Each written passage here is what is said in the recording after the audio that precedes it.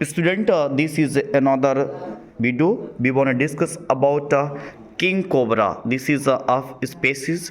So we want to discuss with the help of Sunil sir. And this is a student in front of you, class 9th. Yes sir, continue. बच्चों, ये आपके सामने एक सर्प दिख रहा है। वास्तव में बहुत ही जहरीला सर्प होता है, किंग कोबरा इसको कहा जाता है। ठीक है ना, रेप्टाइल आपने सुना होगा, है ना। ठीक है, ये इसका संग जो है कार्डेटा है, क्योंकि इसके अंदर रीढ़ की हड्डी पाई जाती है। ठीक है ना, कार्डेटा संघ में हम उन सभी जीवों को रखते हैं जिनमें रीढ़ की हड्डी पाई जाती है। इसमें भी रीढ़ की हड्डी पाई जाती है, इसलिए इसको संघ कार्डेटा के अंतर्गत रखा जाता है। ये रेप्टाइल वर्ग का प्राणी है।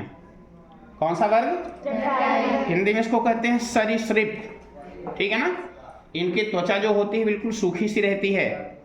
अधिकतर ये सूखे स्थानों में रहते हैं, कुछ प्रजातियां इनकी पानी में भी रहती हैं, लेकिन ज़्यादातर जो होते हैं ये सूखे स्थानों में रहते हैं।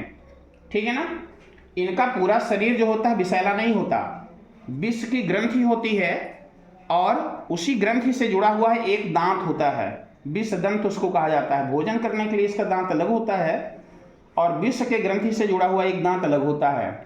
जब कभी भी सर्प इस प्रकार से काटता है, पकड़ता है और ऐसे घूम जाता है, तब वह दांत जो है इस प्रकार का सीधा हो जाता है और विष ग्रंथि से विष निकल करके, है ना, उस जीव के शरीर में चला जाता है, तब इसका प्रभाव पड़ता है।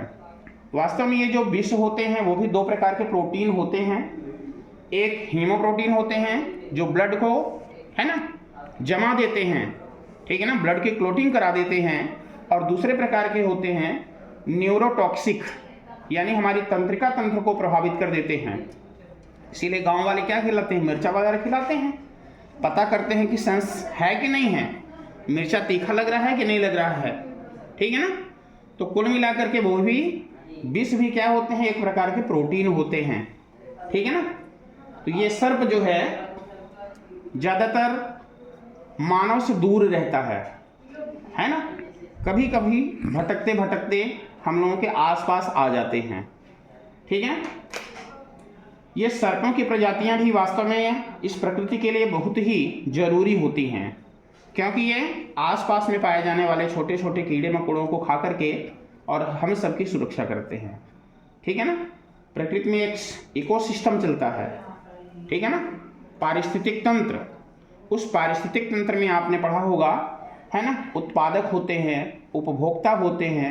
ठीक है, उपभोक्ताओं में फिर प्राथमिक उपभोक्ता शाकाहारी, मांसाहारी, सर्वोच्च मांसाहारी, सर्वाहारी, इस तरह के प्राणी होते हैं और सभी एक सिस्टम से रहते हैं, जिसके कारण सभी जीवों की संख्या संतुलित रहती है। अन्यथा एक ही प्रकार की जीव संख्या लगातार बढ़ती चली जाए और इस प्रकृति का भी विनाश हो जाए। ठीक है, तो ये आपके सामने, ठीक है ना, किंग कोबरा। ठीक है ना। Okay, thank you sir.